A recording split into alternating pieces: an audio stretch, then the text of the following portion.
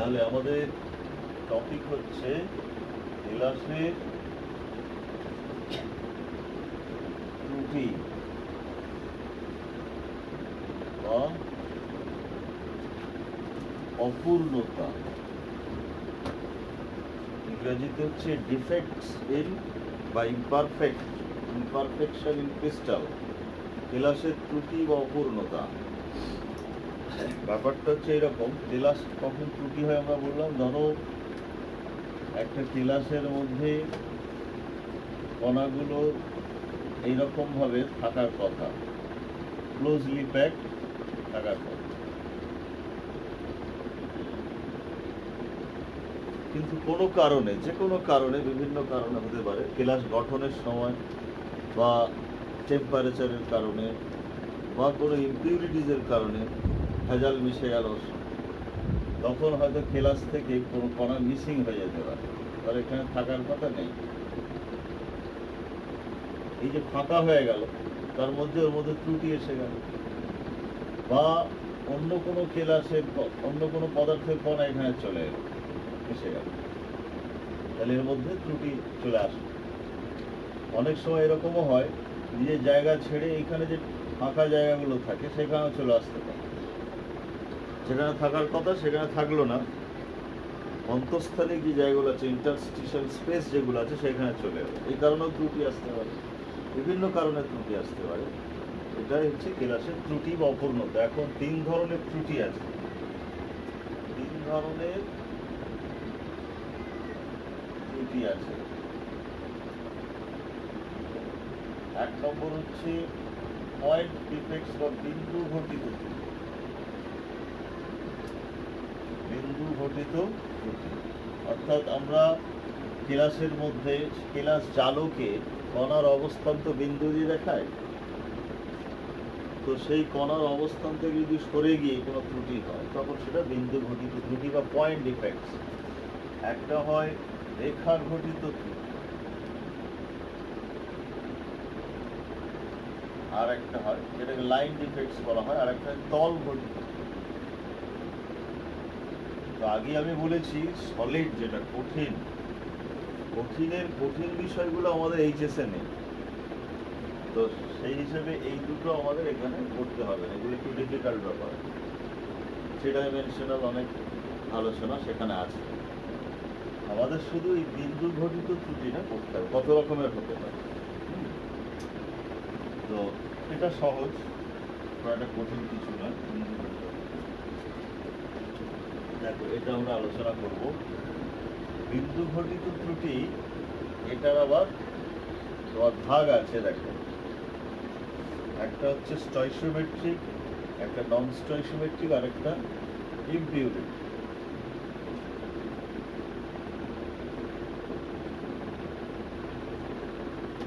একটা হচ্ছে স্টয়সিওমেট্রিক, যার বাংলা আর করা হয় না, ওইটাকে ইংরেজিতে লিখে দেওয়া হয় স্টয়সিওমেট্রিক।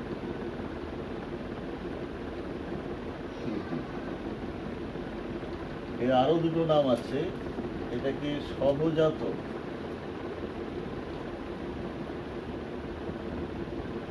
বা তাপগতীয় বলা হয়, ইন্ট্রিনসিক বা থার্মোডাইনামিক। স্টয়সিওমেট্রি বলতে এমনি সাধারণভাবে আমরা যেটা বুঝি, আমরা যখন কোনো বিক্রিয়া ব্যালেন্স করি সেখানে তো কিছু সংখ্যা বসায়, সহগ, ওই সহগটাকে স্টয়সিওমেট্রি। বা একটা যৌগের মধ্যে যে পরমাণুগুলো থাকে তাদের একটা নির্দিষ্ট সংখ্যায় থাকে, মিথেনে যেমন একটা কার্বনের সঙ্গে 4টে হাইড্রোজেন, তাহলে 1:4 রেশিও। অ্যামোনিয়াতে একটা নাইট্রোজেনের সঙ্গে 3টে হাইড্রোজেন, 1:3 রেশিওতে থাকে। এই যে রেশিওটা, এটা যদি মেনটেন হয় তাহলে স্টয়সিওমেট্রি বজায় থাকলো, আর যদি না মেনটেন হয় তাহলে স্টয়সিওমেট্রি বজায় থাকলো না, তৌলিক অনুপাত যেটাকে বলা হয়। আচ্ছা, তাহলে এই ধরনের একটা ত্রুটি হতে পারে। আর একটা হতে পারে নন স্টয়সিওমেট্রি। নন স্টয়সিওমেট্রি, এখানেই দেখা যাবে যে ওই স্টয়সিওমেট্রি যেটা, পূর্ণ সংখ্যার যে অনুপাত সেটা মেনটেন হচ্ছে না। আরেকটা হয় ওই তোমার ইমপিউরিটি ডিফেক্টস বা অশুদ্ধি জনিত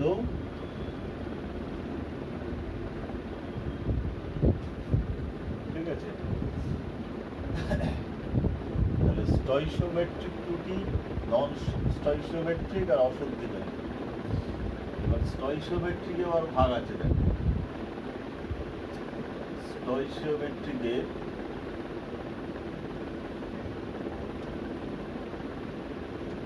ভাগ আছে। একটা হচ্ছে তোমার ভ্যাকেন্সি ডিফেক্ট, শূন্যতা জনিত। এটা যদি অআয়নীয় কেলাস হয় তার জন্য এই টার্মটা শূন্যতা জনিত। আর যদি এটা আয়নীয় ক্লাসের ক্ষেত্রে আমরা বলি তখন এটাকে বলা হয় স্কটকি, স্কটকি বা শর্টকি, যা দুটি উচ্চারণ হয়, শর্টকি।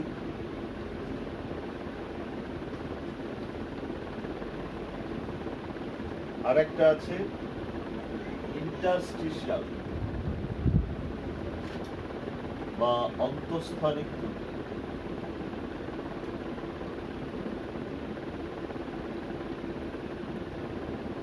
এটা অআয়নিক ক্লাসের ক্ষেত্রে। যদি আয়নিক ক্লাসের ক্ষেত্রে বলি তাহলে এটাকে হবে ফ্রেঙ্কেল, ফ্রেঙ্কেল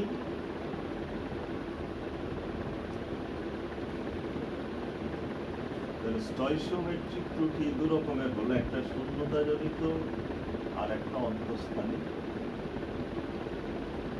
এখন এই শূন্যতা জনিত ত্রুটি যেটা বা স্কটকি ত্রুটি, তাদের ক্ষেত্রে দেখ এটা কি জিনিস আগে বলি। ধরো কেলাসের মধ্যে কণাগুলো এইভাবে আছে, cation anion, cation anion, cation anion, এইভাবে আছে। এখন কোনো কারণে ক্যাটায়ন এবং অ্যানায়ন দুজনেই মিসিং হয়ে গেল কেলাস থেকে, কিন্তু সমান সংখ্যায়। ধরো এখান থেকে একটা ক্যাটায়ন চলে গেছে, এখান থেকে একটা অ্যানায়ন চলে গেছে, একটা একটা করে চলে গেছে, ফাঁকা হয়ে গেল কেলাসের মধ্যে, একটা শূন্যস্থান তৈরি হয়েছে, শূন্যতা জনিত ত্রুটি। যেহেতু এটা আয়নীয় কেলাস তার জন্য এর নাম আমরা দিচ্ছি শর্টকি বা স্কটকি। এই দন্তস্বরের কয়েও দেওয়া হয় বা শুধু দন্তস্বর দেওয়া হয়। উচ্চারণ অ্যাকচুয়ালি ইংরেজি বানানটা SCHODDKY, এই উচ্চারণ কেউ শর্টকি করে, কেউ স্কটকিও করে। তো তাহলে কেলাস থেকে যদি ক্যাটায়ন এবং অ্যানায়ন সমান সংখ্যায় নিরুদ্দিষ্ট হয় তাহলে তখন যে ত্রুটিটা সৃষ্টি হয় সেটাকে বলা হবে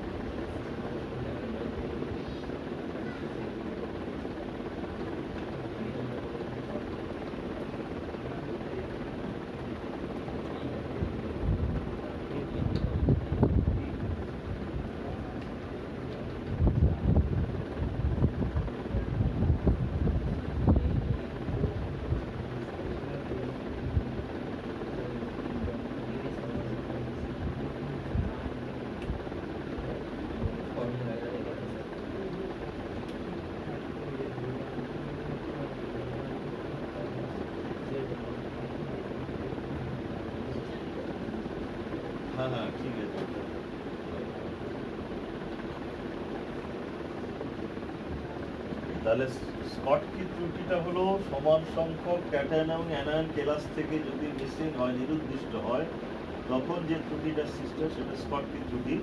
এরা কারা দেখায় সাধারণত? ক্ষার ধাতু যারা হ্যালাইড, ধরো সোডিয়াম ক্লোরাইড, সোডিয়াম হচ্ছে ক্ষার ধাতু, গ্রুপ 1 এ আছে পর্যায় সারণীতে। অ্যালকালি মেটালস বলে তো এদেরকে, এর হ্যালাইড NaCl, KCl, পটাশিয়ামও ক্ষার ধাতু।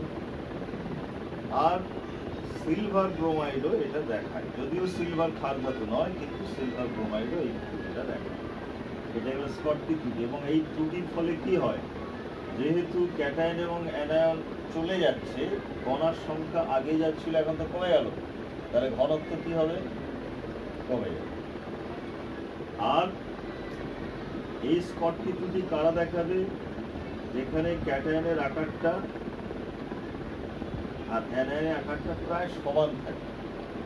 ক্যাটায়ন এবং অ্যানায়নের আকার যেখানে প্রায় সমান থাকে, সে তারাই এই ত্রুটিটা দেখায়।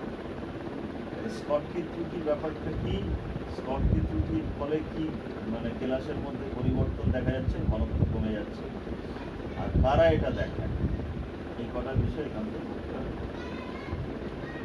ফ্র্যাঙ্কেল ত্রুটি, ফ্র্যাঙ্কেল ত্রুটিতে কি হয়?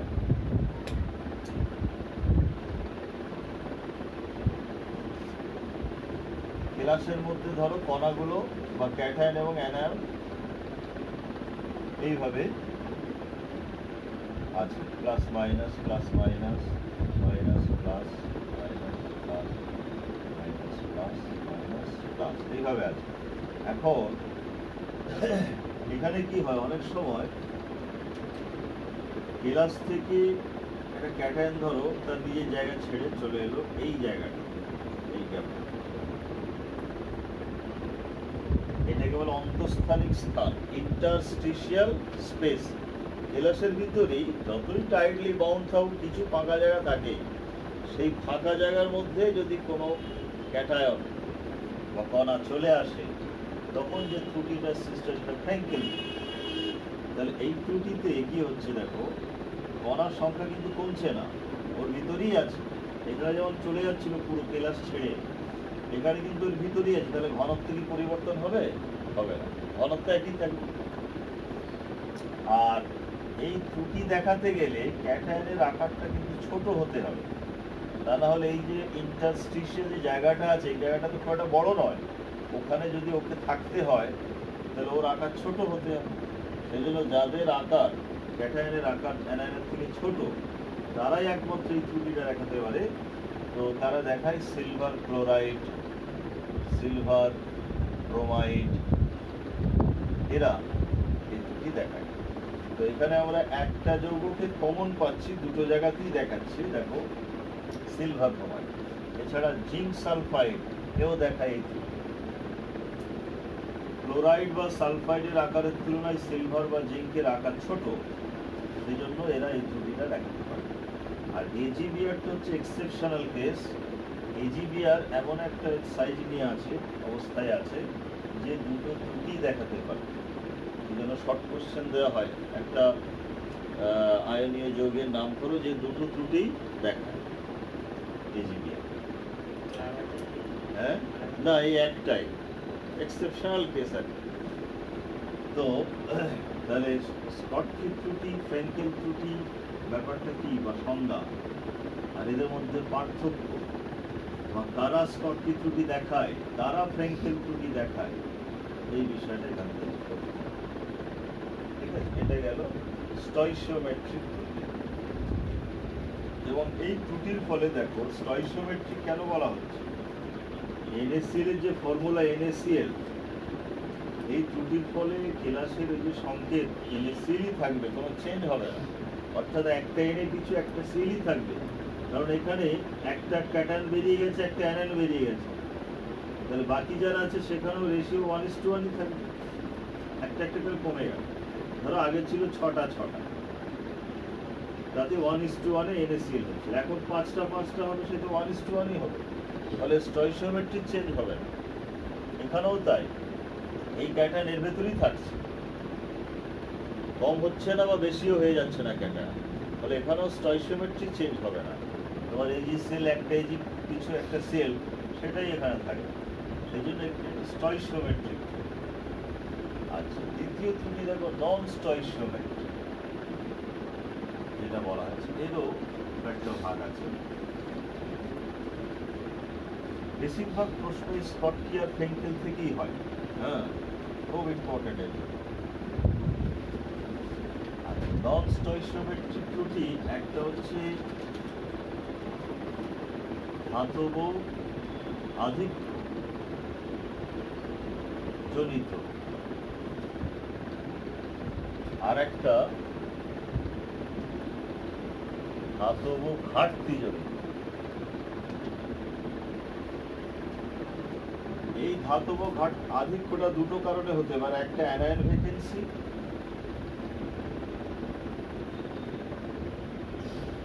অ্যানায়ন শূন্যতা,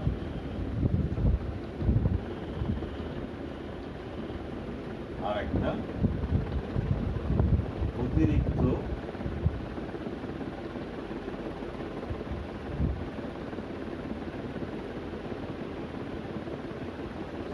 ধাতব পরমাণুর উপস্থিতি।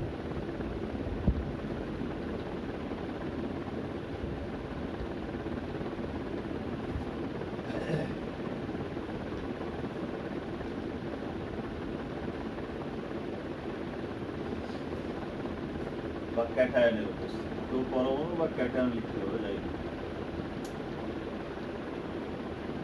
তো দেখো এটাকে আমরা বলছি নন স্টয়চিওমেট্রিক, তার মানে এখানে এমন কিছু ত্রুটি হবে যার ফলে ফর্মুলা চেঞ্জ হয়ে যাবে।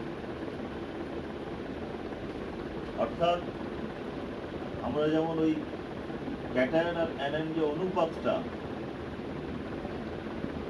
ত্রুটির আগে যা থাকে ত্রুটির পরে কিন্তু পাল্টে যাবে। সেটা কিরকম দেখো, প্রথমে আমরা অ্যানায়ন শূন্যতাটা দেখি।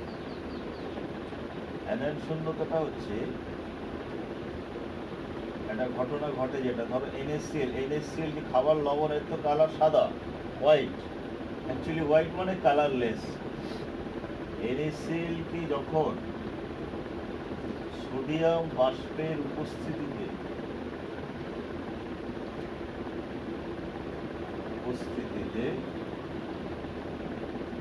উত্তপ্ত করলে হলুদ হয়ে, সাদা NaCl হলুদ হয়ে যায়। কি কারণে হলো? ত্রুটির কারণে হলো। এই ত্রুটি অ্যানায়ন শূন্যতা জনিত ত্রুটি, যেখানে ধাতু অ্যানায়নের তুলনায় বেড়ে যায়, তার ফলে স্টয়চিওমেট্রি চেঞ্জ হয়ে যায়, যেটা এটা নন স্টয়চিওমেট্রিক। কিভাবে ঘটে দেখো, এখানে একটা আচ্ছা সেটা বলি, ধরো তুমি একটা NaCl এর কেলাস, ছোট্ট একটা দানা, এবার যখন সোডিয়াম বাষ্পের উপস্থিতিতে এটাকে আমরা উত্তপ্ত করব, তখন কি হবে, ভিতরে যে Na+ আর Cl- আছে, কেলাসের মধ্যে আছে, তো Cl- তখন উপরে চলে আসবে এই সারফেস, ইলেকট্রনটাকে ছেড়ে দিই। অর্থাৎ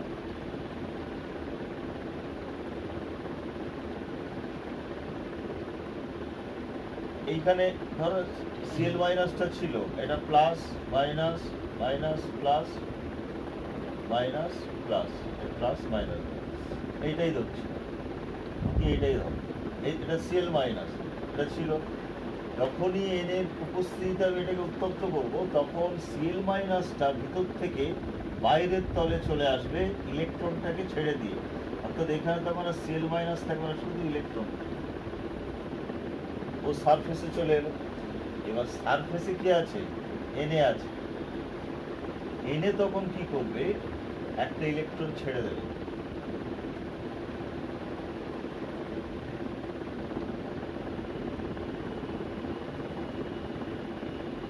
Na প্লাস প্লাস ইলেকট্রন দিল। এইবার Na প্লাস আর Cl- দুজনে মিলে, না এটা ভুল বললাম, সরি, সিএল মাইনাসটা ইলেকট্রনটা ছাড়বে না, সিএল মাইনাস বাইরে চলে এলো। এবার Na প্লাস যে ইলেকট্রনটা ছাড়ছে এইটা আস্তে আস্তে ব্যাপিত হয়ে ডিফিউজ করে এখানে চলে আসে। সোডিয়ামের যে ইলেকট্রনটা ছাড়ছে ওই ইলেকট্রনটা কেলাসের মধ্যে ব্যাপন আকারে বা ব্যাপিত হয়ে ধীরে ধীরে ওই শূন্যস্থান যেটা সিএল মাইনাস ছেড়ে গিয়েছিল ওর দরুন সৃষ্ট শূন্যস্থানে ইলেকট্রনটা এসে জায়গা নেবে। এইটাকে বলে F centre. F centre, F কথাটা জার্মান থেকে ওয়ার্ড থেকে এসছে, এর অর্থ হচ্ছে কালার। তো এর দরুনই কালারটা আসছে। এই যখন NaCl সাদা ছিল, যখন আমি এন এর উপস্থিতি তাপ দিলাম কেন হলুদ হয়ে গেল?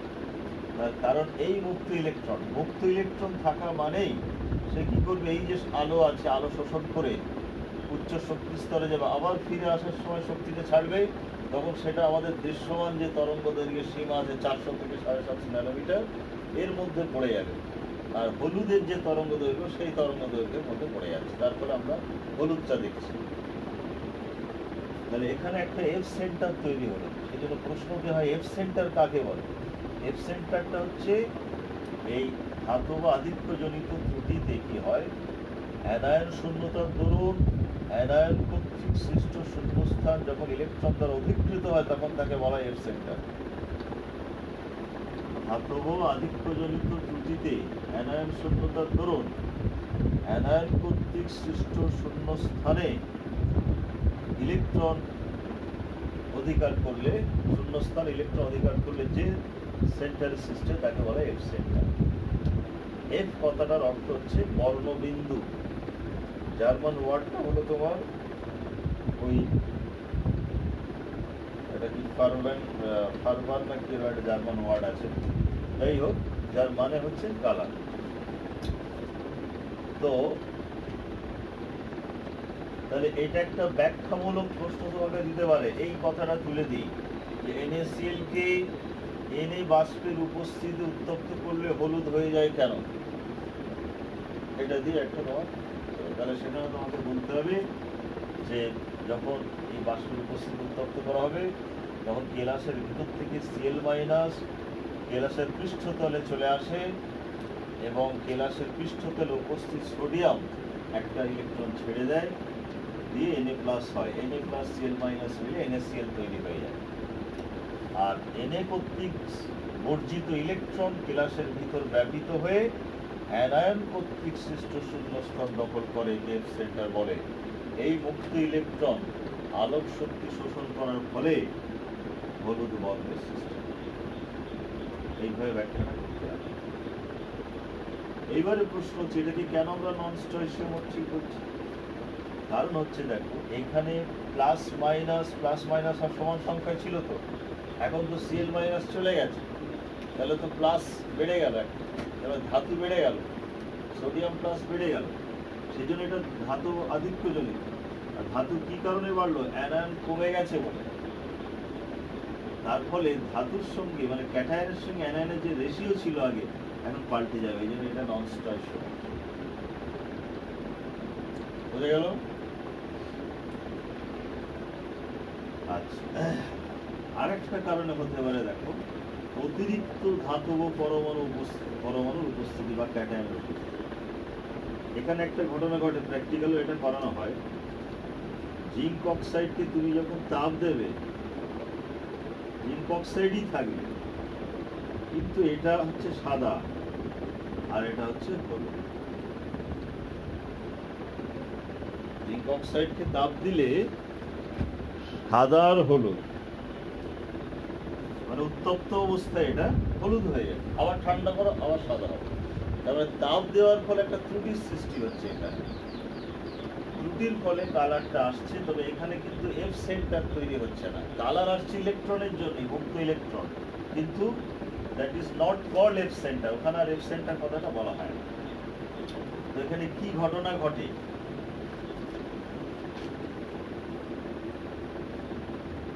এখানে এই জিঙ্ক অক্সাইডকে যখনই তাপ দেওয়া হবে তখন Zn+2 plus half O2 plus 2 electron, একটা ইলেকট্রন। এই ঘটনাটা ঘটে। জিঙ্ক অক্সাইডে জেডের তো +2 হিসেবে আছে, অক্সিজেন -2 হিসেবে আছে জিঙ্ক অক্সাইডে। তাহলে যখন তাপ আমি দিচ্ছি, এই জিঙ্ক অক্সাইড থেকে অক্সিজেন বেরিয়ে যাচ্ছে কিভাবে? ইলেকট্রন ছেড়ে দিয়ে। একটা অক্সিজেন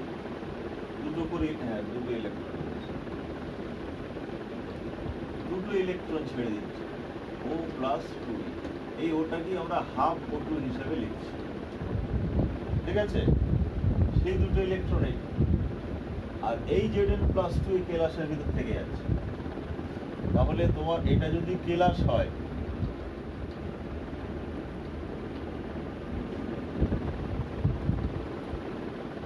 জিঙ্ক অক্সাইড Zno হিসেবে ছিল plus minus plus minus plus minus plus minus plus, এইভাবে ছিল। এখন ধরো এখান থেকে O- বেরিয়ে গেল, O- বেরিয়ে গেল, আর জিঙ্ক প্লাসটা কিন্তু এখানে চলে গেল। এই যে জিঙ্কটা, অক্সিজেনটা বেরিয়ে যাচ্ছে কিন্তু জিঙ্কটা থেকে যাচ্ছে কেলাসের মধ্যে। আর ইলেকট্রন যেটা ছাড়ছে, ইলেকট্রন কিন্তু এই ফাঁকা জায়গাটা নেই, উত্তর অন্য জায়গা নেই, অন্তঃস্থানিক জায়গাটা ইলেকট্রন। এই জন্য এটাকে আর এফ সেন্টার বলা হচ্ছে না। এফ সেন্টার, এখানটা ক্লিয়ার, ডিফারেন্সটা পরিষ্কার বুঝে রাখবো, অনেকে ভুল করে ফেলে। এফ সেন্টার কখন বলবো? যখন অ্যানায়ন যে জায়গাটা ছেড়ে গেছে সেই জায়গাটাই যদি ইলেকট্রন দখল করে তবে এফ সেন্টার। আর যদি ইলেকট্রন, ছেড়ে যাওয়া ইলেকট্রন যদি ইন্টারস্টিশিয়াল স্পেস বা অন্তঃস্থানিক স্থান অধিকার করে তাহলে সেটা এফ সেন্টার আমরা বলবো। কিন্তু এখানেও এই ইলেকট্রনটার জন্য কালারের সৃষ্টি হবে। ইলেকট্রনটা শক্তি শোষণ করে হায়ার স্টেটে যাবে, আবার ফিরে আসবে, শক্তি ছাড়বে, সেটা আমাদের দৃশ্যমান সারির মধ্যে পড়ে যাবে। হলুদ কালারের যে তরঙ্গ দৈর্ঘ্য, সেই তরঙ্গ দৈর্ঘ্যের আলোক শক্তি ছাড়ে বলে আমরা তখন জিঙ্ক অক্সাইড কেলাসটাকে সাদা হলুদ দিই। এটা তাপ দেওয়ার ফলে এই ত্রুটিটা সৃষ্টি হয়।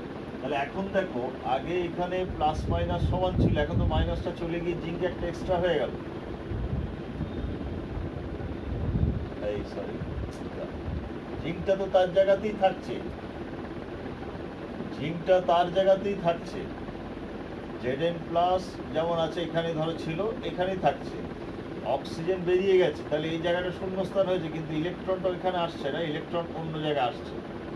তার ফলে কি হচ্ছে? ক্যাটায়নের সঙ্গে অ্যানায়নের যে রেশিও 1:1 ছিল, এখন কিন্তু পাল্টে যাচ্ছে। অ্যানায়ন কমে গেছে, ধাতু ক্যাটায়ন বেড়ে গেছে। এই জন্য এটা ধাতু আধিক্যজনিত ত্রুটি, এর আন্ডারে আসে। আর এই ধাতু বেড়ে গেছে বলি স্টয়কিওমেট্রি চেঞ্জ হয়ে যাচ্ছে, সেই জন্য এটা নন স্টয়কিওমেট্রি। তাহলে বিষয়টা হচ্ছে, তোমাকে প্রশ্নটা দেবে এরকম ব্যাখ্যামূলক যে জিঙ্ক অক্সাইড উত্তপ্ত অবস্থায় হলুদ দেখায় কেন, ব্যাখ্যা করো। তখন তোমাকে এই ত্রুটির কথা উল্লেখ করে অবশ্যই বলতে হবে। এবং কালারটা যে আসছে, এই ইলেকট্রন শক্তি শোষণ করে উপরে যাচ্ছে আবার ফিরে আসছে বলে কালারটা, সেই কথাটাও অবশ্য বলতে হবে। এগুলো আছে বইতে, সব ব্যাখ্যা করা আছে, আমি বুঝিয়ে দিচ্ছি, পড়তে সুবিধা হবে। তাহলে নন স্টয়কিওমেট্রিক ত্রুটির একটা গেল আমাদের ধাতব আধিক্যজনিত, এটা হয়ে গেল। এবারে যেটা হয় ধাতব ঘাটতিজনিত ত্রুটি, মেটাল ডেফিসিয়েন্সি। এটা আগে উদাহরণটা বলি। ফেরাস অক্সাইড, ধরো ফেরাস অক্সাইডের ক্ষেত্রে এই ত্রুটিটা ঘটে Fe 0.950 হয়ে যায়। ফেরাস অক্সাইড একটা আয়রন পিছু একটা অক্সিজেন ছিল 1:1, কিন্তু যখন এই ধাতব ঘাটতিজনিত ত্রুটি হবে তখন আয়রনটা ফ্র্যাকশনাল হয়ে যাবে, অর্থাৎ একটা অক্সিজেন পিছু আর একটা আয়রন থাকছে না, আয়রন কমে যাচ্ছে। কি করে হয় এটা? এইভাবে হয়, ধরো কেলাসের মধ্যে ক্যাটায়ন অ্যানায়ন আছে, ক্যাটায়ন হচ্ছে Fe2+,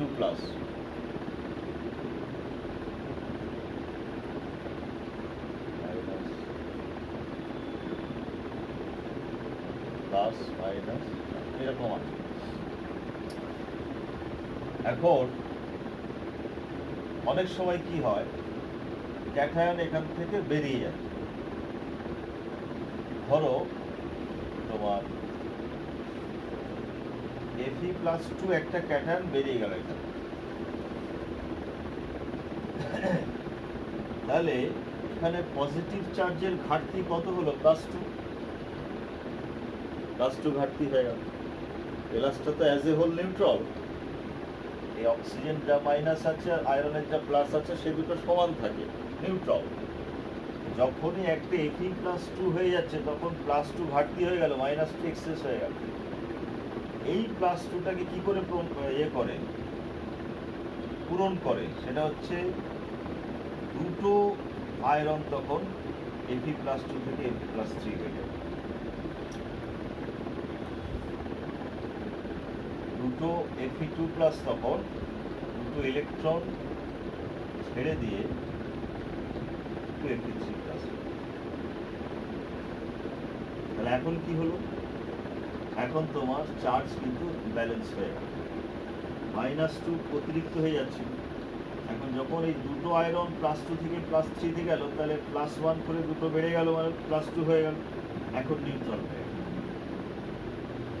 কিন্তু এতে করে কি হচ্ছে, যেহেতু আয়রন চলে গেছে, চলে যাওয়া মানেই এখন কিন্তু অক্সিজেন বেড়ে গেছে আয়রনের তুলনায়। তার ফলে দেখা যাবে এখানে আয়রনটা 1:1 রেশিওতে থাকছে না, পয়েন্ট। তো এইরকম আরো কারো ক্ষেত্রে হয়, যেমন ধরো আয়রন সালফাইড Fe0.88s এরকম, আবার কপার 1.87s এরকম একটা যৌগ হয়। তো এইগুলোকে আমরা সেই 11-এ পড়েছিলাম, এদের বলা হয় বার্থেলোডীয় যৌগ, মনে আছে? বা ইন্টারস্টিশিয়াল যৌগ, যেখানে পূর্ণ সংখ্যায় থাকে না। আর যেগুলোতে পূর্ণ সংখ্যায় থাকে তাকে বলে ডাল্টনীয় যৌগ। ডাল্টন বলেছিলেন যে পরমাণুগুলো ক্ষুদ্র পূর্ণ সংখ্যার অনুপাতে যুক্ত যৌগ গঠন করে। CO2, NH3, জল, এইগুলো যে যৌগ আমরা সব ডাল্টনীয় যৌগ। আর এই যৌগগুলো হচ্ছে বার্থেলোডীয় যৌগ বা ইন্টারস্টিশিয়াল যৌগ। এই যৌগের গঠনটা তাহলে কি করে হচ্ছে?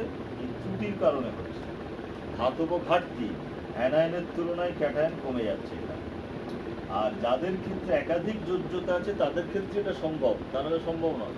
এই যে আয়রন +2 থেকে +3 চলে গেল, আয়রনের +3 আয়রন সংখ্যা সম্ভব বলেই তো যেতে পারলো, কেন হয়তো যেতে পারত না। কপারেরও এরকম +1 +2 দুটো আছে, কপার চলে যেতে পারে, কিন্তু জিঙ্ক যেতে পারে। জিঙ্কের একটাই আয়রন সংখ্যা +, জিঙ্কের ক্ষেত্রে হবে না। এই জন্য কপারের ক্ষেত্রে, আয়রনের ক্ষেত্রে আমরা এই যৌগগুলো পাচ্ছি। তো তাহলে ধাতব ঘাটতিজনিত ত্রুটি আমরা পড়লাম, এবং নন স্টয়কিওমেট্রিক ত্রুটি তাহলে আলোচনা করা। আর এক ধরনের ত্রুটি আমি বলেছি, যেটা ইমপিউরিটি ডিফেক্টস বা অশুদ্ধিজনিত ত্রুটি।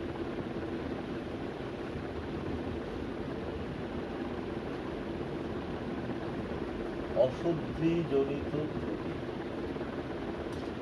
এবার এটা তোমার দুরকম হতে পারে।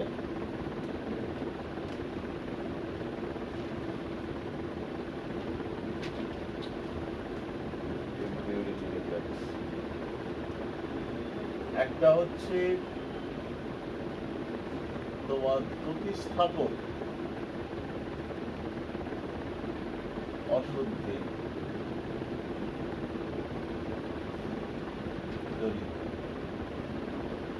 আর একটা হলো অন্তঃস্থানিক বা ইন্টারস্টিশিয়াল।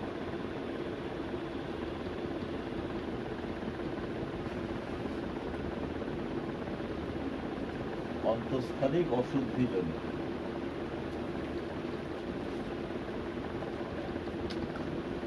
অর্থাৎ এখানে কণাগুলো এইভাবে আছে,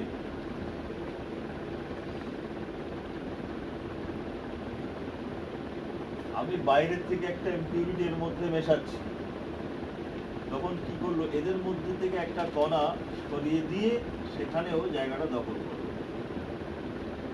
আর একটা কণাকে সরিয়ে দিয়ে সেই জায়গাটা দখল করলো। এখানে কি ঘটলো? প্রতিস্থাপন ঘটলো। এটাকে বলা হয় প্রতিস্থাপক অশুদ্ধিজনিত। তাদের ক্ষেত্রে এরকম হয়, ধাতু সংকর যে আমরা তৈরি করি, যেমন ব্রাশ, পিতল, যেটা পিতলে কে থাকে? হ্যাঁ, জিঙ্ক আর কপার থাকে। ব্রোঞ্জ, ব্রোঞ্জে কে থাকে? কপার আর টিন থাকে। এখানে ধরো আমি জিঙ্কের সে কপার মেশাচ্ছি, তাহলে জিঙ্কের পরমাণুকে সরিয়ে দিয়ে কপার ঢুকে যাবে। কপারের সঙ্গে টিন মেশাচ্ছি, কপারের পরমাণুকে সরিয়ে দিয়ে টিন মিশবে। এবং এটা তখনই সম্ভব যখন ওদের আকারের মধ্যে একটা সাদৃশ্য থাকে, ডিফারেন্স খুব বেশি হবে না। পরে আমরা পড়বো, এখানেই আছে আমাদের ডি ব্লক মৌল পড়ার সময়, যে এই সন্ধিগত মৌলগুলো বেশিরভাগ ধাতু সংকর গঠন করে কেন? কারণ এদের আকারের যে ডিফারেন্স সেটা 15%-এর বেশি নয়। তার ফলে একটাকে রিপ্লেস করে আরেকটা ইজি চলে আসতে পারে কেলাসের মধ্যে। বলে ধাতু সংকরের ক্ষেত্রে আমরা প্রতিস্থাপক অশুদ্ধি পাই। তুমি NaCl কেলাসে যদি SrCl2 যোগ করো, SrCl2, সোডিয়াম ক্লোরাইড কেলাসে আমি যদি স্ট্রনসিয়াম ক্লোরাইড যোগ করি, তাহলেও এই প্রতিস্থাপক অশুদ্ধিজনিত ত্রুটির সৃষ্টি হবে। কেন? কারণ Na+ কে তখন সরাবে কে? Sr2+। Na+ কে রিপ্লেস করবে Sr2+। এটা তাতে করে কি হবে? একটা Sr2+ যদি কেলাসের মধ্যে আসতে চায়, তাহলে দুখানা Na+ কে সরাতে হবে। কারণ এই চার্জ তো +2 আর এদের চার্জ +1 করে আছে। তাহলে একে আসতে গেলে কেলাসের নিউট্রালিটি, ইলেকট্রিক্যাল নিউট্রালিটি বজায় রাখতে গেলে দুটো Na+ কে সরিয়ে একে আসতে হবে। তার ফলে একটা খালি জায়গায় নয় ও থাকলো, দুটো সরিয়ে দিয়ে একটা খালি জায়গায় ও থাকলো, বাকি কিন্তু একটা শূন্যস্থান থেকে যাবে। তাহলে একটা SrCl2 পিছু একটা শূন্যস্থান তৈরি হচ্ছে। যদি 1 মোল SrCl2 যোগ করি 1 মোল শূন্যস্থান তৈরি হবে।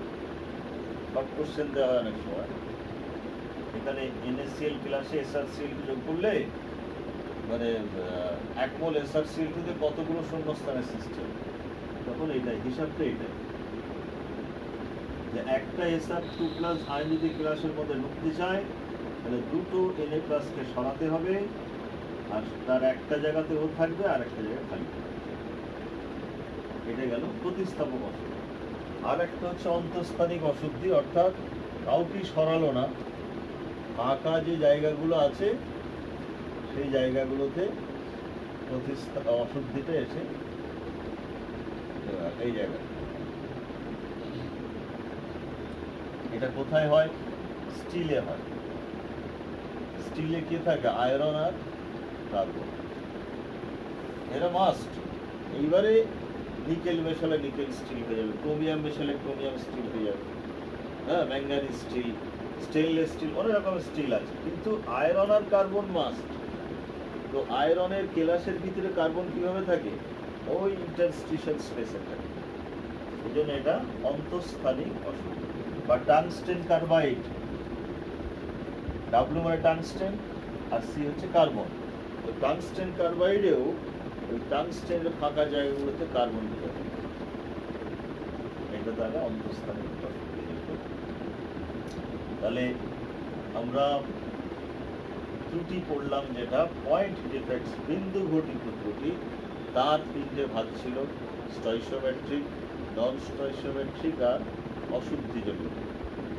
স্টয়সিওমেট্রিক ত্রুটিতে আমরা স্কটকি ফ্রেন্কেল পড়েছি। নন স্টয়সিওমেট্রিকে আমরা ধাতব আধিক্যজনিত, ধাতব ঘাটতিজনিত। ধাতব আধিক্যজনিত আমরা এফ সেন্টার পড়লাম, সেখানে কালার আসছে। আর ইম্পিউরিটি দু রকমের, প্রতিস্থাপক আর অন্তঃস্থানিক। তাহলে বুঝতেই পারছো এখানে ওই সংজ্ঞা, উদাহরণ আর কিছু ব্যাখ্যা এরকম জিনিস এখানে আসে, এছাড়া